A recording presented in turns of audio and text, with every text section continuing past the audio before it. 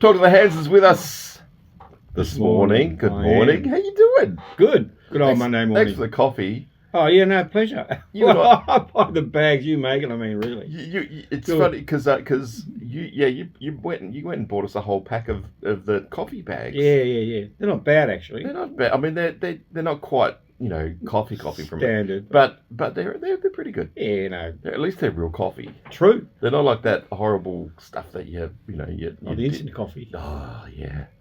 I remember years ago, and this is when I was co-hosting with Joe. Yeah. And there was a shop that used to do cheap $2 coffees, and I wasn't like a coffee snob or anything. So I said, "Do you want a coffee?" He said, "I'd love one, mate." So I grabbed this $2 coffee, but all they did is literally got instant coffee, and then frothed the milk, and then put the milk in on the instant coffee. And he said to me, "Mate, what's this coffee?" I said, "Oh, it's just for the shop." He goes, "I think it's instant." And I said, "Yeah." He goes, "Never do that again." He was so offended, and so he said, "Let me get you a real coffee." And so we went downstairs and got a real coffee, and he trained me, gave me an education in coffee. So anyway, the coffee story I've got, I used to teach scripture in New South Wales High School, and there they used to serve up Pablo coffee. So what's that? Oh, you haven't tried Pablo coffee? No. Oh, okay. No, Pablo coffee is not a good coffee. And they used to buy it in a bulk drum. Okay. So, so scoop it in. Anyway, yeah. So people who know about Pablo coffee will tell you, that's not a steer clear of Pablo coffee. Nice. Anyway, we need to talk about... Yeah, what are we talking about? Well, we didn't finish our discussion last week because we got distracted. Funny yes, no. We were talking about chores, and then I said to you that some people have low energy. And then you... That's right. I said, "You meant lazy." And then I said to you, I cannot use the word lazy. Actually, I discussed this with people. I was talking to Scottie about, talking about chores, and I used the word low energy.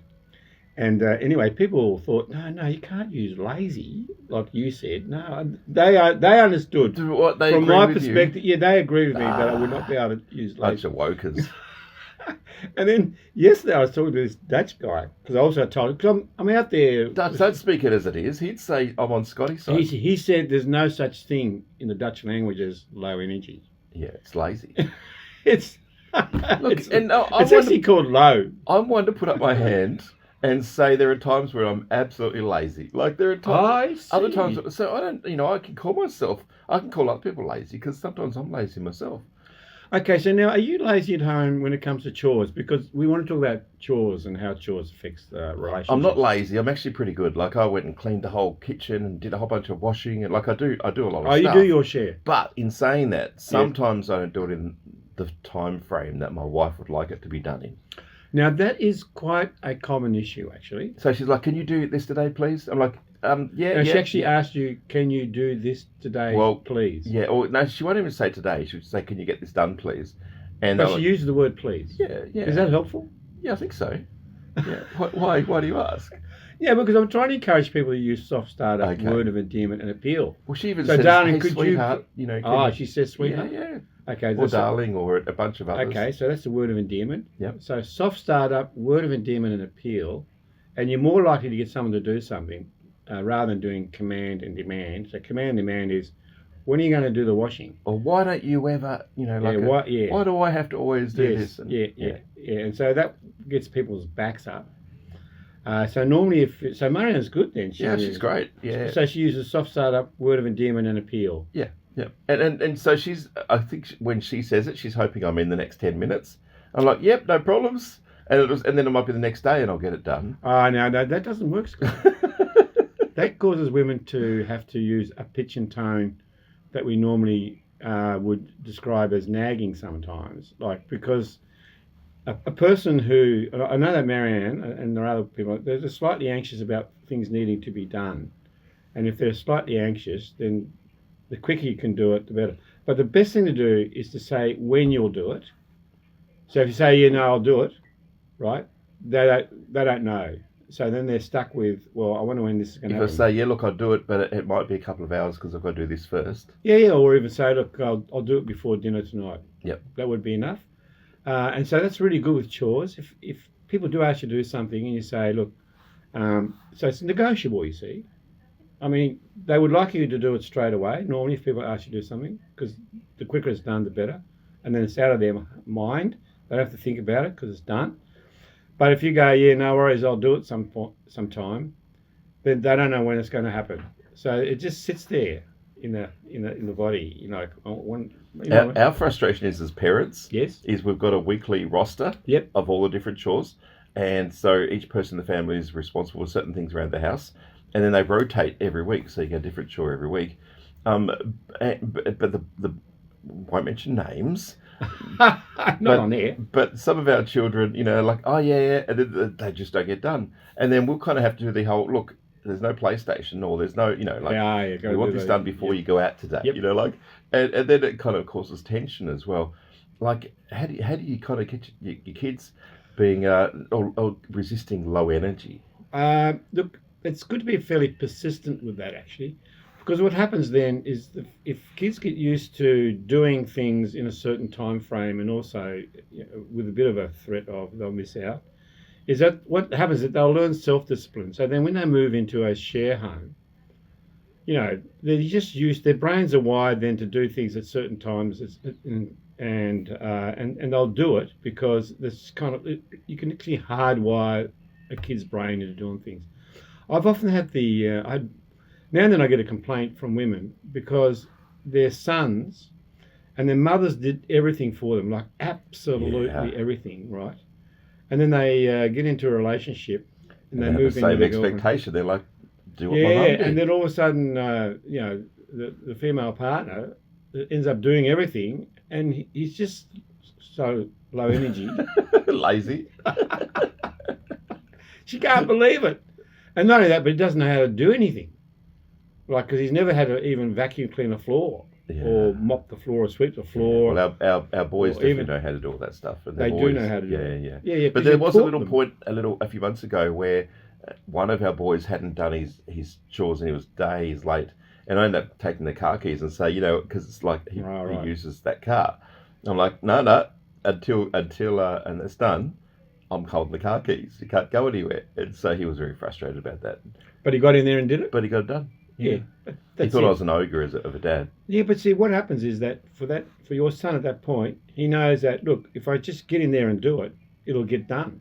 And that's got to be hardwired into his brain, because people who go, look, I just got to get in there and do it, and then it's done, and then I'm free. Then I can do whatever I need to do. Yeah, nice. So it's a good way to do for kids, yes. In a relationship, how do you kind of bring this up if it's not happening? Look, what I normally suggest is that there are some jobs that one or the other partner actually likes doing, and they're happy to do it because it's just easy to do. So, for example, what I find is that, like for example, so I do the vacuum cleaner. And it could be that I'm a male and I like using machines, actually. Like, it's quite easy to do, like from my perspective. I like to do the washing because I just stick my headphones on and listen to a podcast and do the washing. It's like a little time out for me. Yeah, the washing is just shoving in the washing machine. Yeah, and then hang it up. Yeah, that's right. So it's not that much work. But then I also fold it and that's the hard part. Yeah, I do. I dry it and fold it and put it up into ready. So you're the laundry man. I'm the laundry man. And you're happy to do the laundry? I love the laundry. It's great. I'm the non-laundry man because my wife likes doing the laundry, but I'll do the floors, and so that now it's the one chores that we don't have at our place, but some people have, is looking after animals. Now the looking after animal chores seems to be the more difficult ones because the animals need to be fed, and they leave hair all over the place. Yeah. Some, and they also you got to clean up the droppings from the lawn or whatever. It seems to be that animal chores are the most difficult chores that I find in my therapy. It's amazing actually how the dog, and if you've got two dogs, and and someone's got to feed the dogs, make sure the dog's got water, make sure the dog's you're putting your hand up. That's me. I'm that man.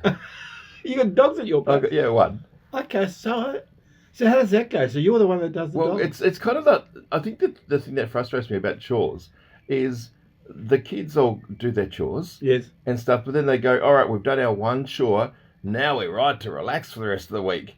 Whereas everything default falls onto the parents. And so we're trying to get our kids to have that whole, oh, hang on, I could do that, or oh, I noticed this, I'll pick that up and I'll put that away. Like, at what point does the brain change to go, oh, I noticed that towel on the ground there, I'll pick that up and hang it up. Yeah, no, yes. It's like a default parent thing. Oh, I've got to do this and I've got to do that and I've got to do this. And Yeah, no, it's good if you can teach your children to do that. The thing is that some children actually like the place tidy, so it's an emotional thing, so they feel it if there's a mess. none of our children have that problem. Oh, okay, so they can walk over the mess, can they? I'll be in so much trouble when I get home tonight too. So the dogs. So you do the dog. But the dog is an everyday chore actually, because it needs to be fed every day. You need to clean the place up every day, and you need to take dog for a walk. Also, actually, it's also a chore that some couples are not happy with. That one has to do the dog walk, and then or the dog's not getting out enough. Because We've got a little miniature dog, so he runs around the backyard. I'll get a ball and just chuck it, and he'll by 5 minutes. Okay. He's just like, okay, I'm done now. I've had my he's a little dog, and okay, that's handy. But some dogs need at least a half-hour walk. It's amazing. I think you can find on the internet that certain breeds, they really need to get out and go for a walk. I've got a little terrier, and you throw the ball 10 times, and he's done. It's like, okay, stop throwing the ball. I can't anymore. Just give me a rest. I'm low energy. Oh, that word, low energy. Yeah. Anyway, so I hope our listeners can work it out. Yeah, work it out. Work it out. If you've got any issues, call Hans. Yeah, and really just contribute and help each other out. And if one person can't do something, just offer to do it. And when you're asking someone, use soft start-up word of endearment and appeal. Darling, could you please? And if the person's going to say, yep, I'll do it, let the person know when you're going to do it. Sounds good. Good on you. Sounds good. Thank you, Hans. We'll see you next week. I just realised we missed our spot, so it went, come on, let's stick together. And nothing happened. That's funny. Is that Tom already? Yeah. Wow. I was there going, oh, we just missed our spot. Can you fit it in? Yeah, I can. Talk to the Hans. It's just going to sound really stupid on air because it's like, come on, let's stick together. And then nothing. And it would have done again. I've done it twice because it had the intro and the outro. Oh, there you go. That's pretty funny.